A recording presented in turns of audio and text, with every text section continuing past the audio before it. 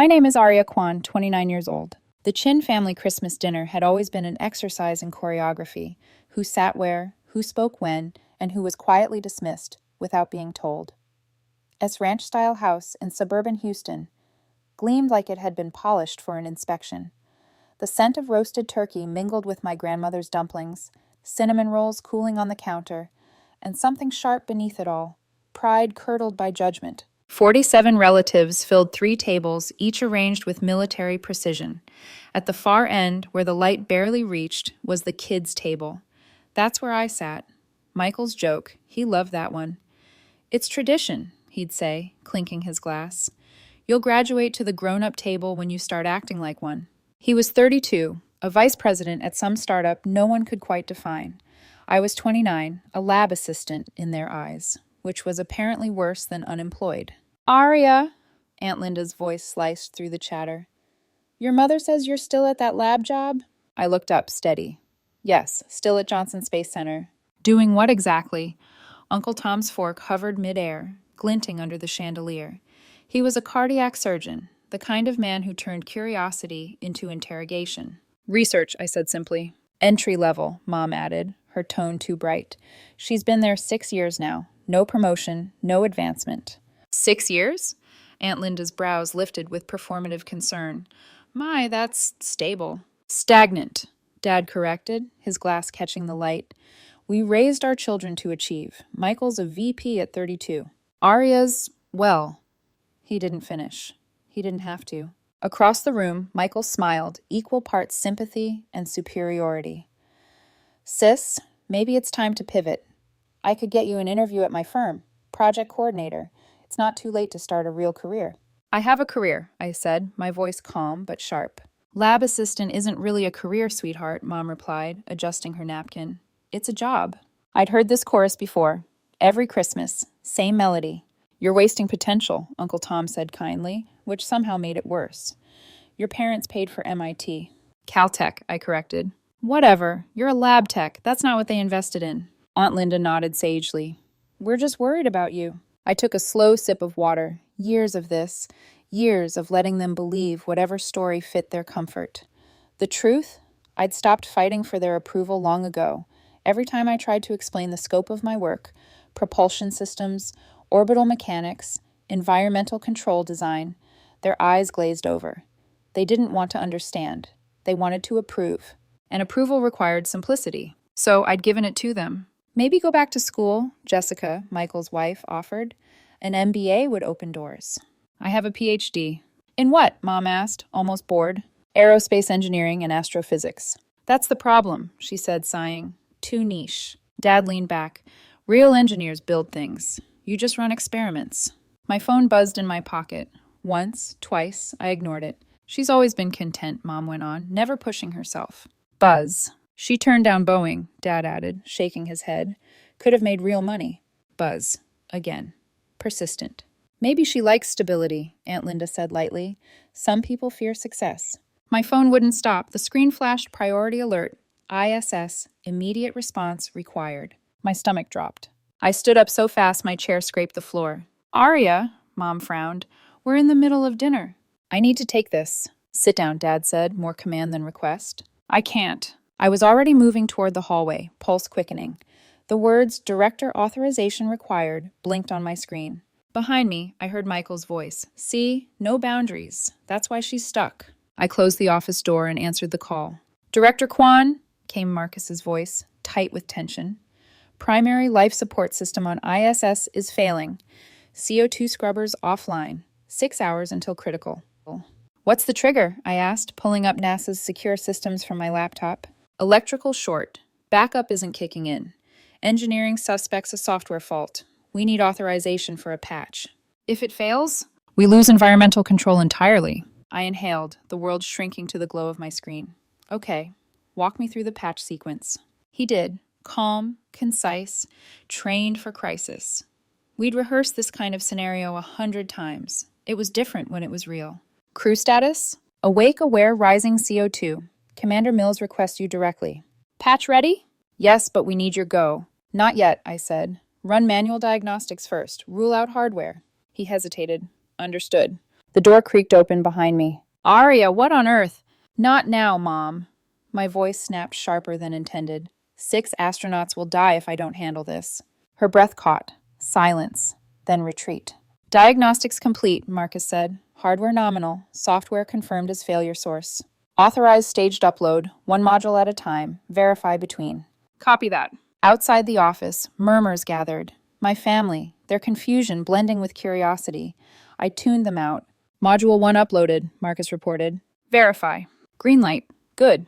Module 2, anomaly reading. Stand by, I said. Check data stream integrity. Pause. False flag. Continue. Module 2 verified. Proceed to Module 3, I said, breath steady, though my palms were slick. If Module 3 failed, we'd lose the interface. Silence stretched. Then, Module 3 uploaded. Commander, activate backup system. Seconds ticked. Then Patricia's voice broke through the static. Houston, we have environmental control online. CO2 scrubbers active. The air rushed from my lungs. Marcus, confirm. Confirmed. Systems stable, CO2 declining. I leaned back, exhaustion and relief colliding. Good work, all of you. Pat's voice softened. You saved us again, Aria. That's what I'm here for. The call ended. I turned. The entire family filled the doorway, faces pale, stunned. Did she say director? Michael whispered. Yes, I said quietly, closing my laptop. Director of Human Spaceflight Operations at NASA. I oversee all crewed missions to the ISS. No one spoke. Mom's eyes were wide. But you said... I said I worked at Johnson Space Center. You said I was a lab assistant. I stopped correcting you 4 years ago. 4 years? 5, actually. Youngest director in NASA's history. Uncle Tom's voice was barely audible. That's impossible. They do when the candidate designs the very system keeping astronauts alive right now, I said. Michael's jaw tightened. So, you're in charge of the space station? Among other things. I gathered my laptop, phone, keys. Mom stepped forward, her tone trembling. Why didn't you tell us? I tried. You never listened. Every time I mentioned my work, you changed the subject. You wanted me to fit your narrative. The disappointing daughter. It was easier to let you believe it. That's not fair, she murmured. No, I said, meeting her eyes. But it's true. The silence that followed was heavier than any gravity I'd ever calculated. My phone buzzed again. Mission control, status stable, crew safe. I looked around the room. I have to go. Aria, wait, Dad began, voice faltering. Not tonight, I have a job to do. I walked past them, through the hall, lined with family portraits, my childhood graduation photos beside Michael's corporate awards, and out into the crisp Houston air. At the driveway, I glanced back through the window. On the TV inside, CNN's banner scrolled, NASA crisis averted. 6 astronauts saved in emergency response. Someone pointed. Someone whispered my name. I got in the car. My phone vibrated nonstop. Messages, missed calls, news alerts. Among them, one from an unknown number. You didn't have to humiliate them to be seen. I stared at the screen, pulse echoing the engine's idle hum. Then I drove toward Johnson Space Center, the sky above me black and burning with stars. The next morning, the world already knew. NASA's press statement had been brief, clinical, and factual, but the media didn't need embellishment. Emergency averted after rapid response from Director of Human Spaceflight Operations, Dr. Aria Kwan. The headlines spread faster than any orbiting signal. At Johnson Space Center, the atmosphere was electric. Screens glowed with telemetry data. Engineers murmured into headsets. The rhythmic hum of machines filled every silence. I hadn't slept. My hair was still tied up from the night before, and my coffee tasted like exhaustion and adrenaline. Director, Marcus called from across the control floor, handing me a tablet. Full diagnostic is complete. Root cause confirmed. Micrometeorite strike. Compromised wiring in the primary environmental system. Same section that took a minor hit last month? Exactly. The shielding held, but the power coupling was weakened. Over time, it created a cascade. I scanned the data. Risk of recurrence? Minimal, but we recommend additional shielding. Approved. Design the reinforcement, attach it to the next resupply manifest. He nodded. Already in motion. That was the thing about our team. Efficiency, without fanfare. We'd all learned the same discipline. No grandstanding, just precision. Lives depended on it. When I finally stepped out into the hallway, sunlight cut through the glass atrium, harsh and beautiful. My phone buzzed with a dozen notifications. Dad, your mother showed me the NASA website. Is it true? Aunt Linda, you're trending. They said you saved them. Michael, we need to talk. I'm proud of you.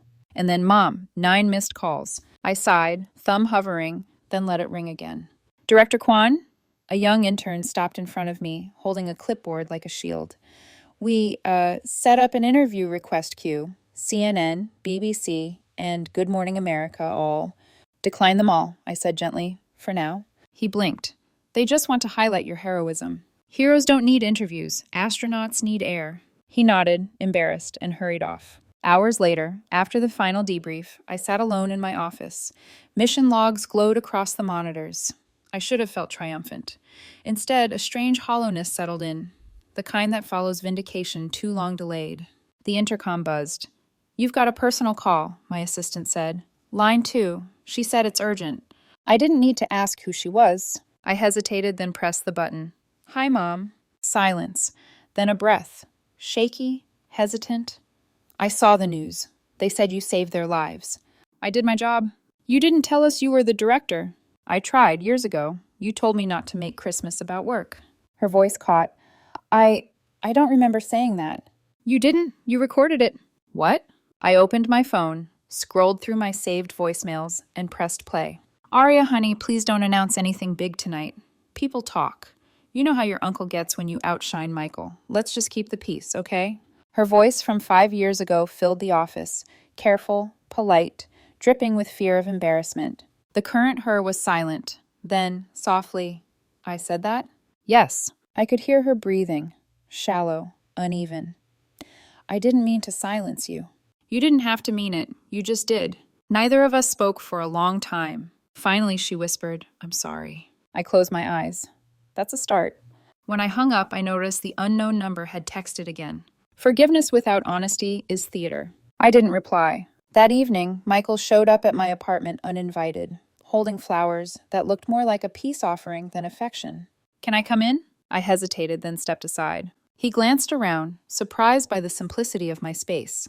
Books stacked on the floor, a telescope by the window, a faint hum from the server terminal in the corner. I always pictured you in some sterile lab, he said.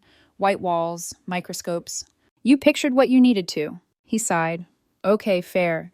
But seriously, Aria, what you did, it's insane. You were calm, decisive. You saved lives. I mean, I knew you were smart, but... Not that smart, I finished for him. He grimaced. I deserved that. Yes, I said quietly. You did. He looked down, twisting the flower stem. I don't know how to talk to you now. Everything I thought I understood about you was wrong, I said simply. And that's okay, as long as you don't pretend otherwise. He nodded slowly. Dad's freaking out. Keeps replaying that TV clip like he's watching the moon landing. Aunt Linda wants to feature you at her charity gala. Says it'll be great optics for the family. I let out a humorless laugh. Optics, of course. They mean well, he said, uncertain. Maybe, I said, but meaning well doesn't erase patterns. I'm not here to be your redemption arc. He looked up. You're angry. I'm tired, I corrected. There's a difference. He left soon after, awkward and quiet. That night, I lay awake staring at the ceiling, the glow from the city bleeding through my blinds. The unknown number texted again. They'll try to make it a headline. Don't let them. For a moment, I considered tracing it, but part of me didn't want to know. The mystery was easier than the truth. 2 days later, NASA's PR department forwarded a media proposal. Time magazine wanted to feature me as the woman who saved space. Attached was a note from the communications director. We'll include a sidebar about your family. It humanizes you. I deleted the email. By the end of the week, my parents called again.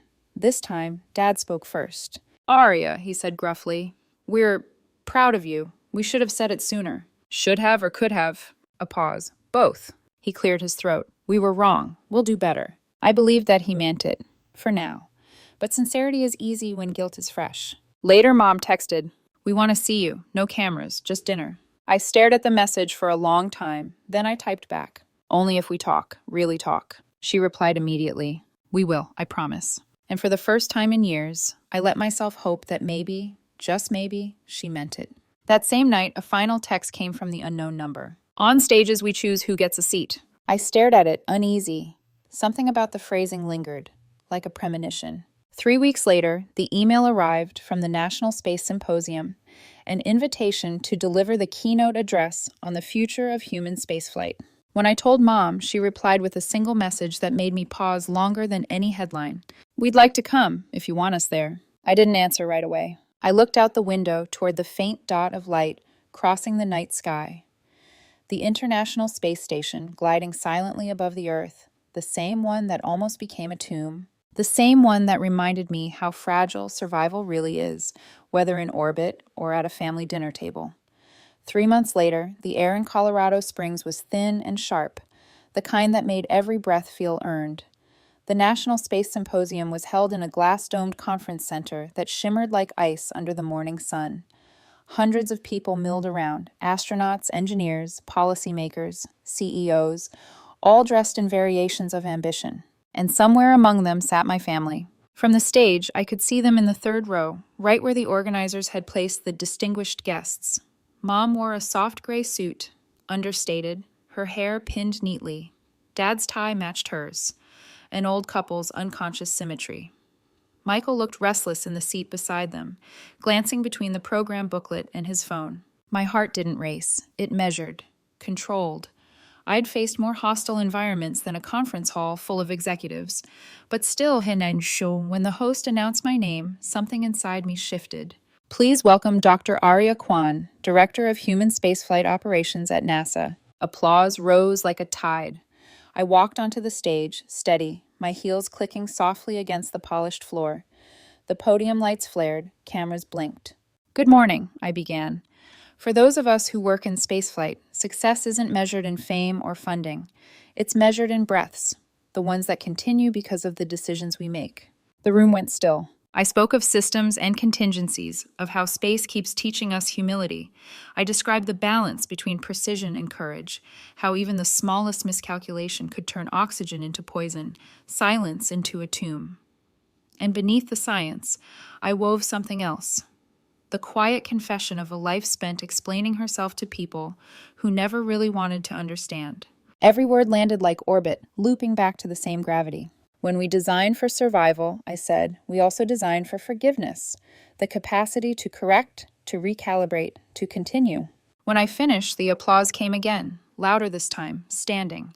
I didn't look at the cameras. I looked at the third row. Mom was clapping, tears shining. Dad, stoic, nodded once, the way he used to when I got something right in algebra. Michael's face had softened, his usual confidence replaced by something quieter. I exhaled. For the first time, their eyes didn't glaze over when I spoke. After the keynote, I slipped backstage into the green room, away from reporters and polite handshakes. The adrenaline was fading, leaving the ache of truth behind. That's when I heard her voice. "Aria!" Mom stood at the door, clutching her purse like a peace flag. "Can I come in?" I gestured to the chair across from me. She sat down, careful, like the floor might break. Then she placed a sealed envelope on the table between us. "I've been meaning to give you this." I frowned. "What is it?" She smiled sadly. "A letter from 12 years ago." I tore it open gently. Inside was the scholarship offer from Caltech, dated the year I'd left home. "I remember this," I said. "You forwarded it to me." She nodded slowly. "I almost didn't." I looked up. "I was afraid," she said. "If you went that far, you'd never come back. So I kept it on the counter for 2 days before mailing it. I told myself I was protecting you, but I think I was protecting me." The honesty hit harder than any apology. "I sent it," she continued, "but I never stopped resenting how easily you left. I didn't realize I was the one holding the door closed." I folded the letter, hands trembling slightly. "You could have told me this years ago." "I wasn't ready," she said quietly. "Shame doesn't speak until it's cornered." We sat there in silence, the hum of distant applause still echoing faintly through the walls. Finally, I said, "I can't promise forgiveness overnight, but I can offer something else." She looked up, eyes wary but hopeful. "What?" "Terms." Her brows lifted. "We start over," I said. "No assumptions, no comparisons. You ask real questions, I give real answers. And if you ever start minimizing again, I walk away. Not out of anger, but self-respect." She nodded slowly. "Agreed." "Also," I added, "no using my name for galas or interviews. If anyone wants to know about me, they can ask me directly." Her lips curved into a small smile. "You always were precise. It's how we stay alive." When she left the room, I stayed behind, staring at the folded letter. My phone buzzed again. "Unknown number. They're learning. Keep your air supply separate." My pulse quickened. Enough was enough. I opened the text details, tracing it to an old number, one I hadn't seen in years. Mom's previous phone line, disconnected long ago. The messages hadn't been from a stranger. They'd been unsent drafts synced to her cloud. Words she'd written, deleted, rewritten, but never sent. Confessions from the shadows of guilt. I laughed softly, not mockery, relief. The kind that tastes like closure. I blocked the number. Then, almost without thinking, I added her current one to my emergency contacts list. Not as obligation, but choice. That evening, my family and I walked out of the conference hall together. The cold bit at our cheeks. The stars above were brilliant, unwavering. Somewhere out there, the ISS moved along its path, steady and fragile, like every relationship worth saving. Dad broke the silence first. Your speech, I didn't understand half of it, but it was magnificent. Mom slipped her arm through mine. We're trying, Aria, really trying. I know, I said softly. Michael grinned. You made us all look boring. I smirked. Good. Someone has to. We laughed, the sound small but real. For years, I'd thought understanding had to be earned through achievement. But maybe it was built through repetition, the same way astronauts rehearse survival until it becomes second nature. As we reached the parking lot, Mom squeezed my arm. Thank you for giving us another chance. You're my family, I said. I want this to work. It will, she whispered. We'll make it work. I tilted my head up, eyes tracing the thin silver line of a satellite crossing the night. If I can keep 6 people alive in orbit, I murmured, half to myself, I can handle one family on Earth. Mom smiled faintly. Mission accepted. I smiled back. Sometimes reconciliation isn't loud. It's quiet, measured, a recalibration of orbit after years of drifting apart. The stars above us burned cold and constant, reminders that even the most fragile systems could hold, if you cared enough to maintain them. And for the first time in a long time, I believed we would.